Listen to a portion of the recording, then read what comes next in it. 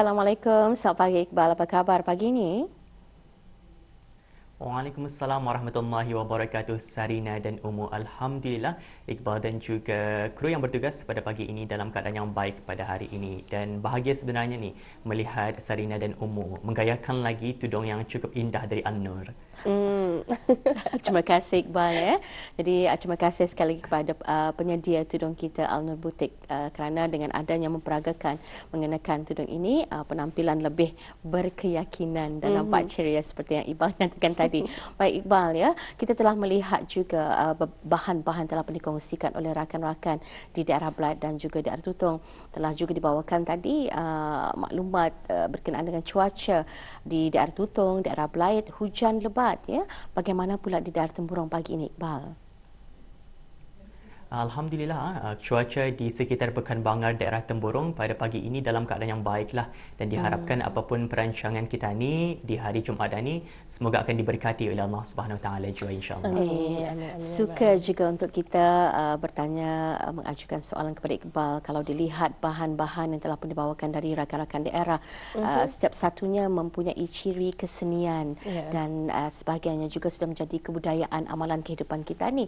Kalau bagi Iqbal sendiri diberikan peluang untuk mengadakan showcase barangkali ataupun persembahan yang boleh mengangkat martabat kebudayaan dan kesenian Brunei, apa genre yang akan dipilih oleh Iqbal sendiri? Kenapa? Ya, menarik sebenarnya kalau kita ni bercerita tentang kebudayaan dan kesenian lah. Dan sekarang juga sebenarnya Iqbal ada membuat penyelidikan untuk tesis sarjana mengenai dengan kaitannya komunikasi dan juga budaya Brunei.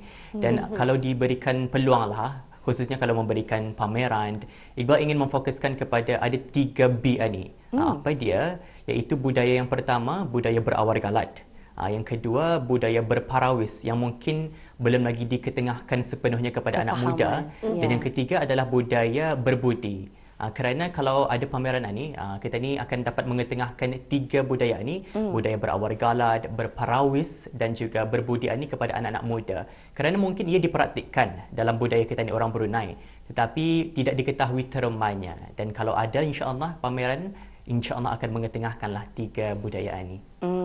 Dan betul juga seperti yang Iqbal nyatakan, sejauh ini mungkin ada kecelaruan dari segi kefahaman mengenai dengan istilah kebudayaan itu sendiri. Sedangkan budaya itu adalah bersifat dinamik dan kita ni boleh mengkreasi ataupun mendevelopnya kita ni membuat satu amalan itu sesuatu yang orang ada integritinya, nilai-nilai murninya dan dijadikan budaya dalam amalan kehidupan. Apatah lagi 3B yang Iqbal nyatakan tadi, berbudi, berawis dan juga berawar galat itu satu hal ataupun 3 elemen yang sememangnya begitu dekat dengan cara hidup, identiti calak Brunei. Cukup menarik sekali Iqbal ya. Mudah-mudahan akan dapat direalisasikan. Amin. Berkat hari Jumaat Iqbal. Baik. Bagaimana Umu? Kita akan serahkan Kami serahkan saja kepada Iqbal untuk mengongsikan info bagi daerah Temburong dan juga bahan visual yang mungkin dapat dikongsikan bersama kami penonton di Brunei Muara dan juga Tutong. Silakan Iqbal. Silakan. Baiklah, terima kasih rakan penyampai Umu dan Sarina. Bismillahirrahmanirrahim. Assalamualaikum warahmatullahi wabarakatuh. Sabahul khair, selamat pagi dan salam Jumaat yang berkat buat Auda yang sedang menyaksikan Rampai Pagi, Inspirasi Pagi Auda. Dan sekarang Auda bersama saya Iqbal Syakib Suhaib untuk lintas langsung dari daerah Temburong. Dan Auda, semoga di hari Jumaat ini kita perbanyakkanlah selawat, kita perbanyakkanlah zikir dan kita tingkatkanlah lagi amal ibadat kita untuk mendapatkan keberkatan di hari Jumaat ini, penghulu segala hari. Baiklah Auda, terlebih dahulu saya kongsikan satu info semasa iaitu mengenai dengan gangguan bekalan air dan juga tekanan air rendah yang sedang menjejaskan Mukim Amo dan Mukim Bukuk daerah Temburong. Dan dimaklumkan gangguan bekalan air dan tekanan air rendah ini adalah disebabkan oleh kerosakan pam air di stesen pam air mentah Sumbiling yang seterusnya menjejaskan penghasilan air bersih ke kawasan-kawasan di Mukim Amo dan Mukim Bukuk daerah Temburong. Dan dimaklumkan juga Auda, pada masa ini pihak Jabatan Kerja Raya telah pun menyediakan beberapa tangki biru di beberapa tempat iaitu di Masjid Belais, Masjid Ratai, Masjid Bokok dan Sekolah Rendah Ratai bagi kemudahan penduduk-penduduk yang tercejas dan kesabaran serta kefahaman orang ramai khususnya penduduk yang menetap di Mukim Amo dan Mukim Bokok daerah Temburong adalah sangat dihargai. Baiklah Auda, dengan satu makluman itu tadi, apa kata kita teruskan saja dengan menyaksikan sebuah bahan yang telah kami sediakan untuk edisinya di hari Jumaat ini. Kita saksikan bersama.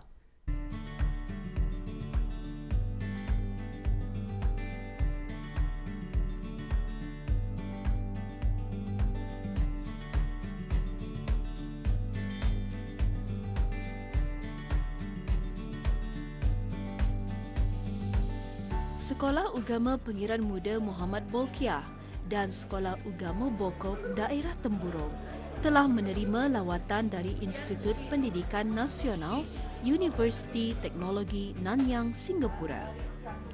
Rombongan seramai 18 orang yang terdiri dari 4 orang pensyarah dan 14 orang mahasiswa menyertai rombongan ke daerah Temburong.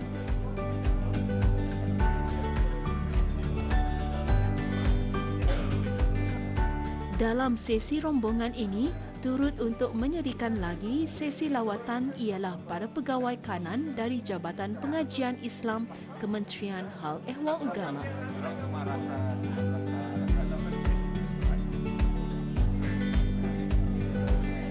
Antara tujuan lawatan rombongan adalah untuk mendapatkan maklumat berkaitan pengajaran dan pembelajaran mata pelajaran Jawi di sekolah-sekolah agama serta membuat lawatan pengajaran di sekolah-sekolah agama untuk dijadikan panduan dan penanda aras bagi pihak rombongan dalam usaha menyebarluaskan kemahiran penggunaan Jawi di Singapura.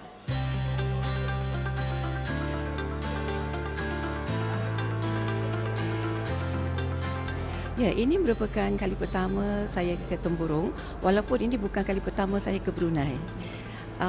Dan kami datang ke sini untuk mengetahui lebih lanjut lagi mengenai pembelajaran dan pengajaran Jawi. Kerana kami tahu bahawa Brunei merupakan sebuah negara yang sangat terkedepan dalam pengajaran, pembelajaran Jawi. Dan kami dapati bahawa cara pembelajaran Jawi di sini sangat komprehensif, iaitu meliputi semua peringkat termasuk untuk pendidikan bagi kanak-kanak khas, kanak-kanak istimewa. Dan kerana itu kami sangat berhajat untuk melihat bagaimana ia dilaksanakan di sekolah-sekolah di Brunei, untuk melihat apakah ada perbezaan dari segi pengajaran dan pembelajaran, dan yang paling utama sekali bagaimana cara pengajaran yang begitu komprehensif ini dapat dilaksanakan di Brunei, dan itulah yang kita hendak pelajari. Oh, ia merupakan satu pengalaman yang istimewa. Kami dapat merasakan bahawa kelainan geografinya, namun kami ingin tahu sama ada kelainan geografi itu juga memberikan satu pendekatan pembelajaran yang berbeza ataupun sama. Jadi itulah yang kami ingin tahu.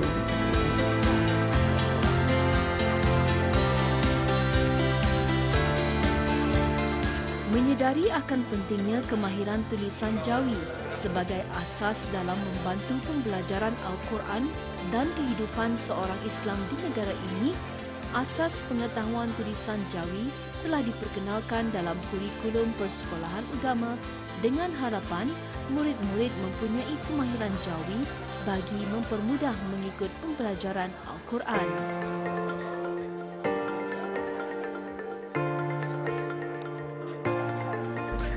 Ini sememangnya kali pertama saya ke kawasan Temburong di Brunei. Ke Brunei bukan kali yang pertama, tetapi lawatan kali ini amat berbeza kerana di sini kali ini kami memberikan tumpuan kepada bagaimana pembelajaran Jawi, pembelajaran dan pengajaran Jawi dijalankan di seluruh negara Brunei, dan bagaimana Jawi itu dikekalkan sebagai salah satu identiti di negara Brunei ini. Ya, harapan saya ialah melalui apa yang saya telah melihat dalam sepanjang lawatan saya di Brunei ini, saya berharap apa yang telah dipraktikkan di Brunei, iaitu seperti menonjolkan keistimewaan Jawi di tempat-tempat awam seperti di papan iklan, billboard dan sebagainya. Perkara-perkara ini sebenarnya sangat penting untuk memastikan bahawa rakyat Brunei tetap akan melihat Jawi dan tidak akan ditinggalkan. Jadi perkara itu saya ingin cuba membawa balik ke Singapura bersama anak didik di Singapura saya dan insya-Allah bersama ahli keluarga sendiri jugalah. Ya. Baik, pengalaman saya datang ke Brunei untuk kali pertama. Sebenarnya saya amat kagum dengan penggunaan dan tulisan Jawi di dalam kelas secara menyeluruh, dan saya juga faham bahawa Brunei baru sahaja menerapkan pengintegrasian tulisan Jawi dalam subjek agama, dan saya rasa perkara ini sangat baik untuk mempertahankan warisan dan juga budaya Melayu yang berasalnya menggunakan tulisan Jawi. Okay, saya berharap bahawa dengan usaha-usaha yang dijalankan negeri Brunei, tulisan Jawi dapat dipertahankan dan khazanah bangsa ini kekal relevan dan maju untuk generasi-generasi yang akan datang.